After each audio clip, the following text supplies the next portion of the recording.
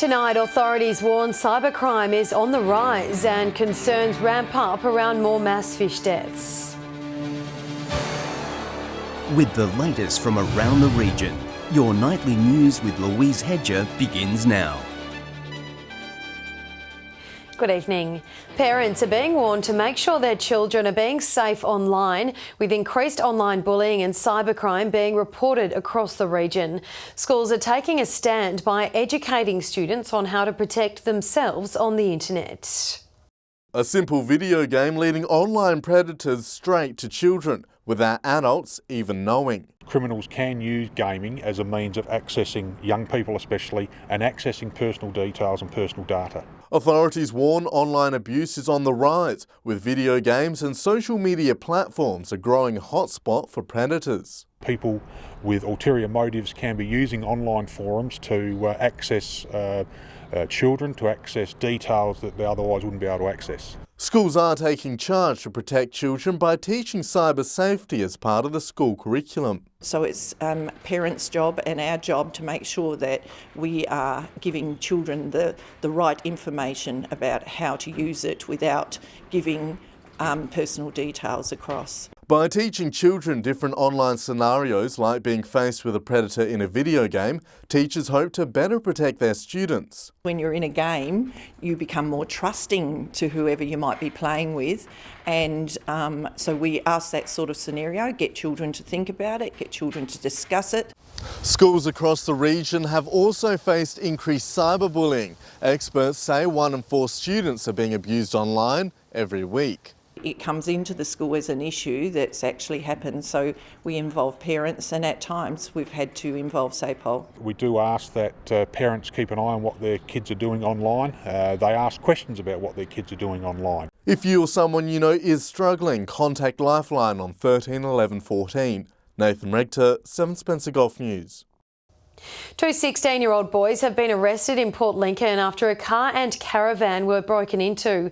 Police have alleged the teenagers broke into the caravan on Hindmarsh Street and a vehicle on Windermere Crescent early Tuesday morning. Both boys were charged with a raft of offences and are due to appear in the Port Lincoln Magistrates Court at a later date. Anyone with information is encouraged to contact Crime Stoppers. New footage has revealed the extent of a recent fish kill near Menindee. Thousands of fish have been found dead in the last pools of water at Lake Pumamaroo, sparking more concerns about rising temperatures. In the beds of an almost dried up lake, thousands of fish dead. These pictures were shot this week, confirming a mass fish kill in Lake Pumamaroo at Menindee. Darren Clifton witnessed the rotting carcasses firsthand. As the lakes drain,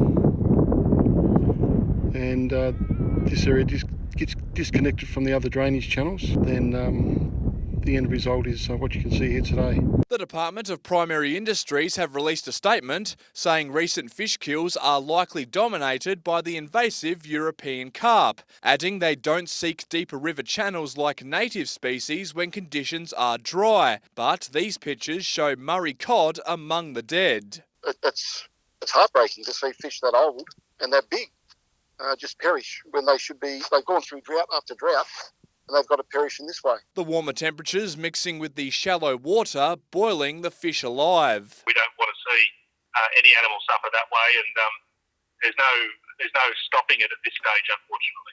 We are going to see more of it. Menindee has been classified as an extreme high risk for more fish kills this summer. Water aerators have been installed and fish relocations have been carried out to try and prevent mass deaths like this one. Community members are encouraged to report any fish deaths or observations through the Fishers Watch hotline or the DPI's website. Patrick Ryankey, 7 Spencer Golf News. Regional South Australia is fast becoming a migration hub as government figures reveal a rise in visa applications to the region. Close to 1,700 people were granted applications between July and September, almost 3 times more than the same time last year. The federal government has previously said overseas workers will help to fill areas with desperate skill shortfalls. A new migration plan by both tiers of government will begin next month. Three Port Augusta football clubs have banded together in a bid to increase the conversation around mental health. The forum, featuring speeches from SANFL veteran Alan Stringer, who spoke of his 15-year battle with depression. As a 170-game SANFL veteran and the winner of back-to-back premierships, Alan Stringer has experienced plenty of highs. But there's also been plenty of lows after an ongoing bout with Q fever led to a 15-year battle with depression. It's been a huge struggle. It's cost me a lot. During this time, the former North Adelaide and Glenelg stalwart says his life spiralled out of control and he turned to the bottle to try and bury his dark thoughts. I'd have a few beers and all of a sudden my worries would go away until the next day. But much like on the footy field, Alan bounced back and decided to seek help. His brave story spread to the Port Augusta football fraternity. I really enjoy doing what I'm doing. And I know if I can help one person, that's a win. It was a very, very honest talk, very brave talk by Alan. The Mental Health Forum was organised by the three local sides. It's hoped people in the club can use the camaraderie of football to open up new conversations about a person's headspace. They just got to go home with a message that there's someone around the place that needs help. Just ask if they're okay. There is a way out, and this disease affects 1 in every 2 or 3. If you or anyone you know needs help, contact Lifeline on 13 11 14. Garth Burley, 7 Spencer Golf News. Former South Augusta footballer turned AFL young gun Connor Rozee has capped off a stellar rookie year, winning the Gavin Wanganeen medal. The 19-year-old was awarded the honour for the best player under 21 at the Port Adelaide club. Rozee was signed by the Power at the start of the year and strong early season form was rewarded with a contract extension until the end of 2022. Still to come tonight, preparations underway for the major commerce event in Whyalla and Kadina earmarked as the next Uni Hub location.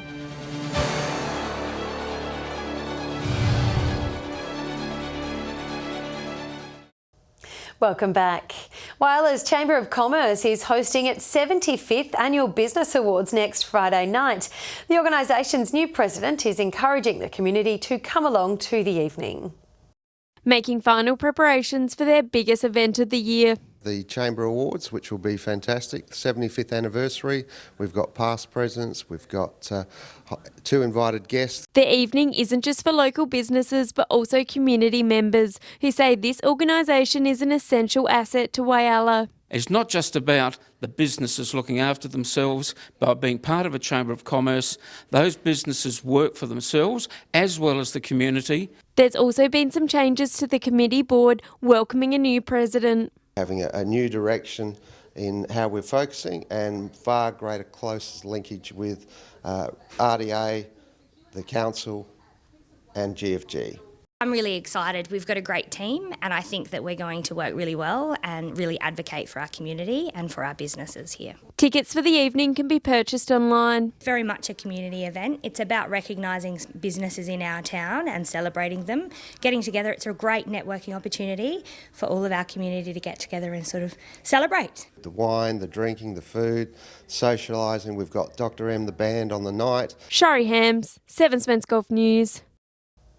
Port Lincoln Petstock is set to host its annual microchipping service tomorrow as part of a national initiative. The pet supply chain is offering a $10 microchipping service to help pet owners locate their furry friends if they go missing. Last year, the Port Lincoln shop microchipped more than 50 animals. By microchipping your pet, it's much easier to find who they belong to. So it makes it much easier for vet staff and rescue organisations to get in contact with you as an owner and reunite you with your pet. The service starts tomorrow morning at 9:30. People can book online by visiting the Petstock website. Artists across the Eyre Peninsula are being encouraged to apply for the 12th Annual Port Lincoln Art Prize, with entries now open. The exhibition will run from January to February, with the winners announced on opening night. Works of all different shapes and sizes are being encouraged to apply. Entries are set to close by early December. For more information, contact the Nautilus Art Centre. The Copper Coast is looking to join other Spencer Golf cities in obtaining its own uni hub. Kadina has been earmarked for its own facility in the coming years. Bringing higher education to the YP. a bold plan to lure the growing UniHub franchise to Kadina. To be able to provide the opportunity for them to study within our community is something that we've been aiming for a long time. Following the feedback of a regional survey, 108 responses pushed in favour of establishing higher education in the region. Both council and local schools have put their support behind the idea. It was quite evident and strongly stated by the community there that they were seeking tertiary education, mainly in the fields of nursing and agriculture. The community looking to capitalise off the UniHub centres in Port Augusta and Port Pirie. And now Kadina putting its hand up to be part of Phase 3 of regional tertiary education. And they have approached us to seeing whether they can umbrella under what we do. And they have a very powerful steering committee. A steering committee has been busy looking for an ideal venue. Working really hard to find a location. We've got a few options that we're exploring at the moment. And while support is growing, UniHub remains cautious of expansion for the time being. To start up a tertiary education centre from scratch is a very gargantuan task. Dominic Beaton, 7 Spencer Golf News. Whyalla will be hosting its first garage sale trail this weekend as part of the sustainability event, which is held nationwide.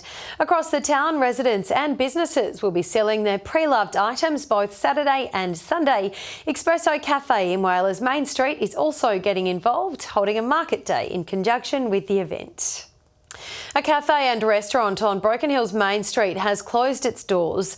The Barriers Social Democratic Club made the decision to close Time on Argent after recording losses over the last 2 years. Management say it was in the best interest of the staff and its members to have a profitable and sustainable club. It takes a little bit more pressure off the staff. It's very, I suppose, hard for the staff when they're working the long hours and they know at the end of the day that it's not profitable. The cafe's function centre will still be operational. Stay with us after the break. We'll have this week's cricket tips and we'll have the weather with Alex.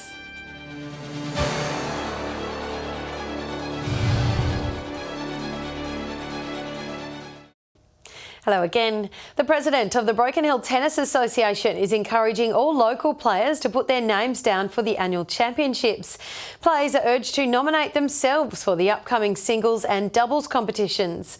The categories include Open A and B grade, as well as mixed doubles and over 40s. Monday and Tuesday with the mixed, and then Wednesday with the men's B grade, and Thursday with the open doubles. And then the following week we'll be running the open singles and the B grade singles. Now let's hear from the experts with this week's cricket tips. Hello and welcome to Whyalla Cricket Tips for 2019. The first match for the year sees Central Whyalla take on Rupina in the grand final rematch. I see this being a tight tussle, but I'll go Central Whyalla. Second match on Sunday sees South Whyalla take on North Whyalla. South Whyalla have done some good recruiting over the break, but I see North Whyalla taking this one out. Welcome to another season of Port Lincoln Cricket. Been plenty of changes in the off-season and some new formats going to be played in the A-grade competition.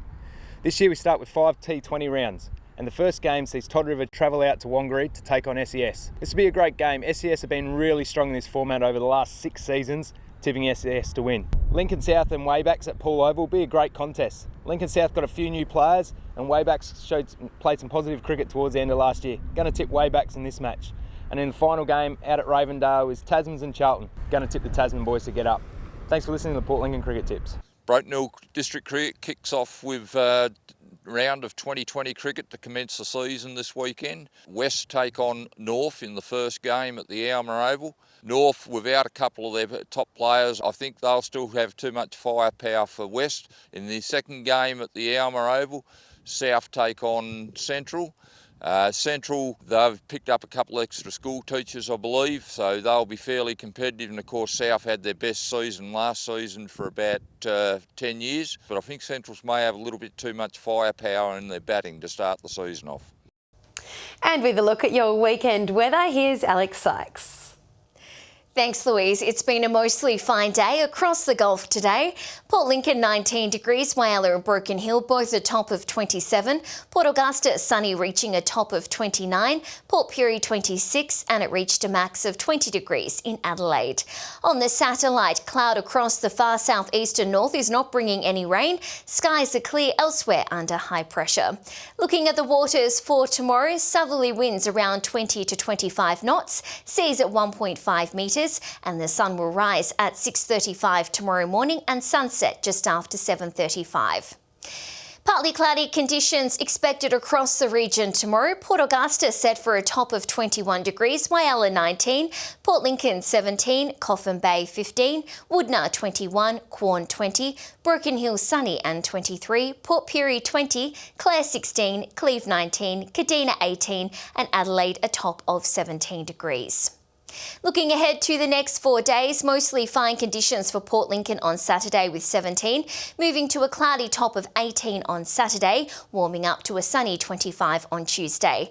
Cleve a top of 19 with cloudy conditions continuing through the next couple of days, warming to a sunny top of 30, and partly cloudy for Woodna tomorrow, a top of 21 with sunny conditions until Tuesday.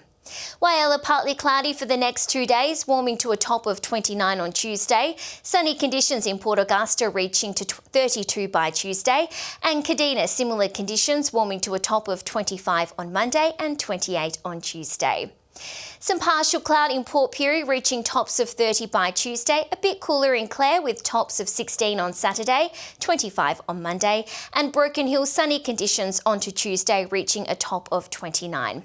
And that's all for tonight's weather. Lou, back to you.